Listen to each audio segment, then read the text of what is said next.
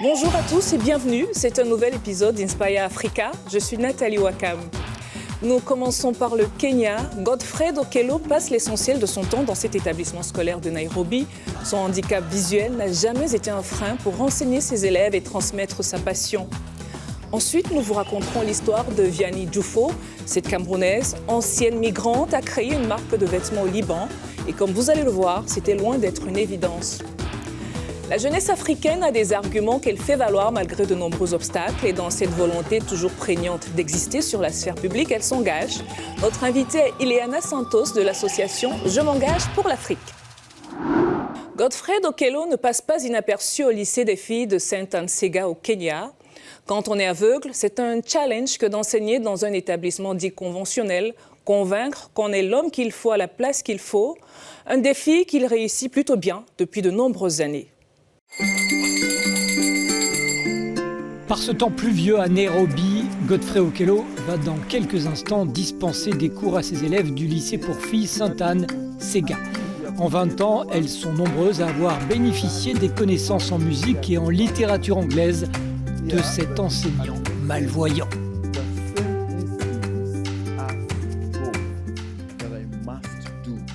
La première chose que je dois faire en tant qu'enseignant malvoyant est de donner confiance à mes élèves. Je dois leur montrer que je suis capable de le faire, de sorte que lorsqu'ils se comparent aux autres, ils se rendent compte qu'ils sont meilleurs. Ils se diront alors que si notre professeur, tel qu'il est, peut mieux faire, il n'y a aucune raison de douter de lui.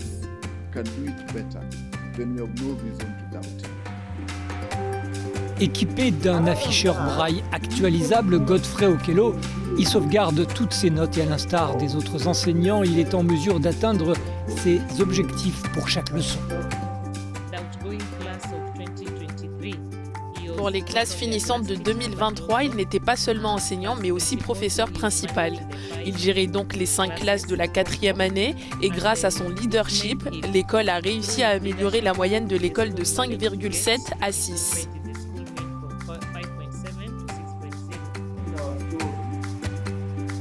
Ayant bénéficié de l'aide de personnes bienveillantes tout au long de ses études, Okello s'est engagé en faveur de l'éducation de jeunes filles financièrement défavorisées en leur trouvant des bourses.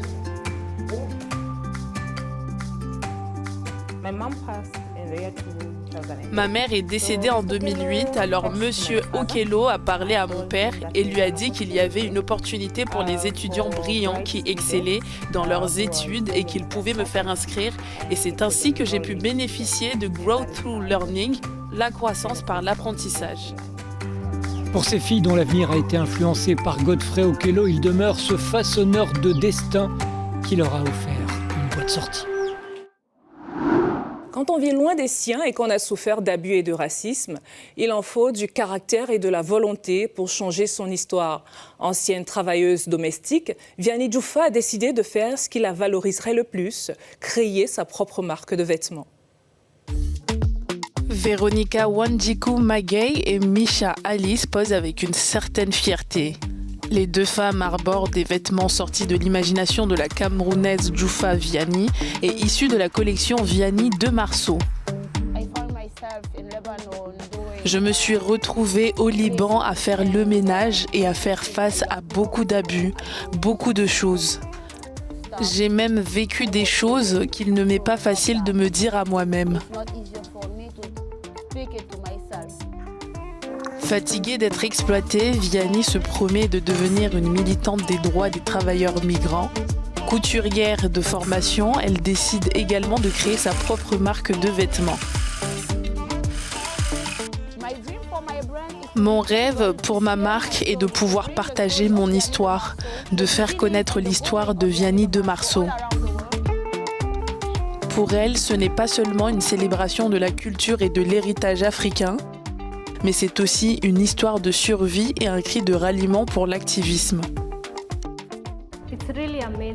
C'est vraiment extraordinaire de rencontrer des femmes qui ont surmonté tant de souffrances et qui ont réussi à créer quelque chose de grand, comme une marque qui leur est propre.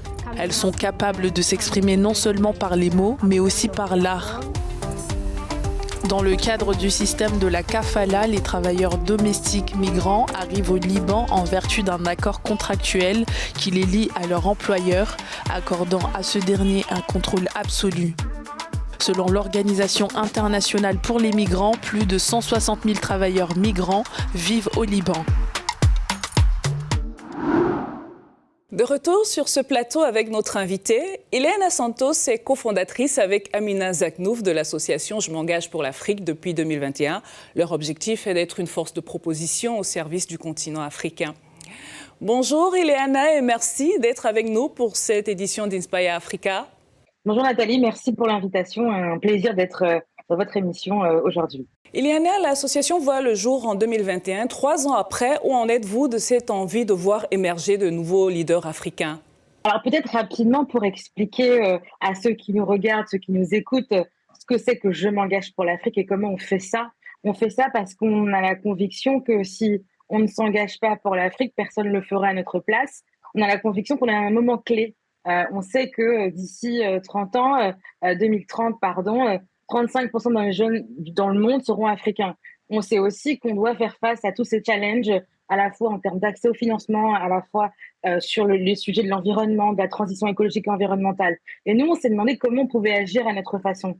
On croit que la citoyenneté est un levier précieux justement pour pouvoir le faire.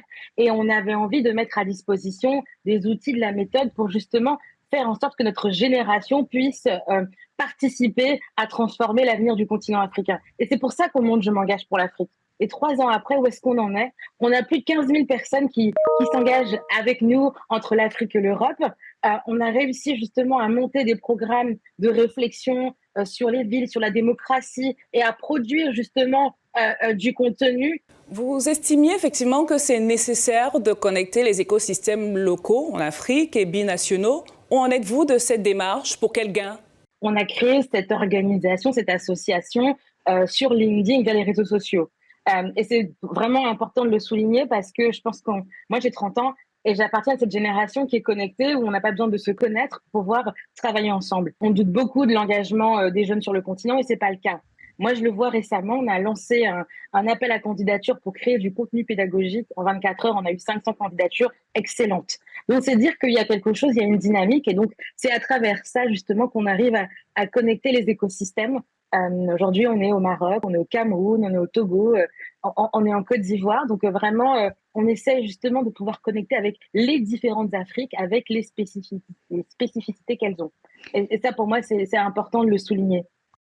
Alors, il est annoncé que les liens avec les détenteurs du pouvoir sont difficiles, compliqués, mais vous voulez ces changements-là. On peut vous reprocher peut-être d'être un peu trop optimiste. Alors, pour le coup, moi, comme je dis, je suis passée d'afro-optimiste à afro-pragmatique. J'ai bien conscience des réalités et le fait que les choses n'avancent pas aussi vite qu'on le souhaite. Il y a 2 choses. Pour moi, le plus important, c'est déjà d'être en action et d'être en mouvement. On ne gagnera pas toutes les batailles, mais on pourra gagner des petites victoires. Et quelque part, il y a les décideurs qui ne bougent pas assez vite que ce qu'on souhaiterait, clairement, et ce n'est pas une critique qui est adressée uniquement aux dirigeants sur le continent, mais les partenaires de l'Afrique aussi, sur l'axe de la jeunesse, de la société civile, doivent faire plus et peuvent faire plus. Et donc, il faut commencer par, moi, ce que j'appelle la politique des petits pas, en étant très lucide, justement, que nos décideurs ne vont pas forcément bouger à la même vitesse. Pour moi, juste ce qui est important, c'est notre capacité à se mettre ensemble et à créer des synergies. On comprend que vous y croyez, mais sinon, cette Afrique excellente, performante, comment vous la voyez dans le futur?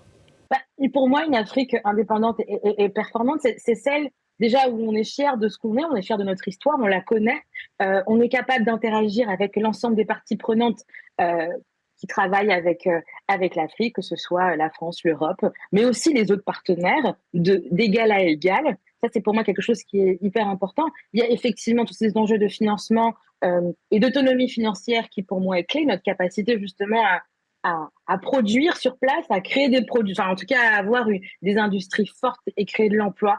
La jeunesse est clé. Il y a un chiffre qui, moi, me travaille depuis toujours.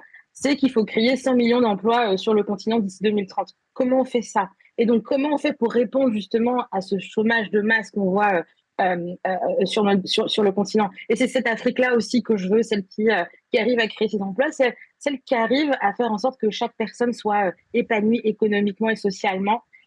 Et ça, quelque part, c'est aussi ce pourquoi moi, personnellement, je m'engage pour l'Afrique. Et puis, j'invite tous ceux qui nous regardent à participer à leur mesure, soit en nous rejoignant, évidemment, mais aussi autour d'eux à s'engager. Ileana, merci beaucoup d'avoir répondu à nos questions. Merci beaucoup pour l'invitation. Fin de cette édition d'Inspire Africa. Je vous laisse avec ces magnifiques photos prises lors de la fête du football en Côte d'Ivoire. Au revoir.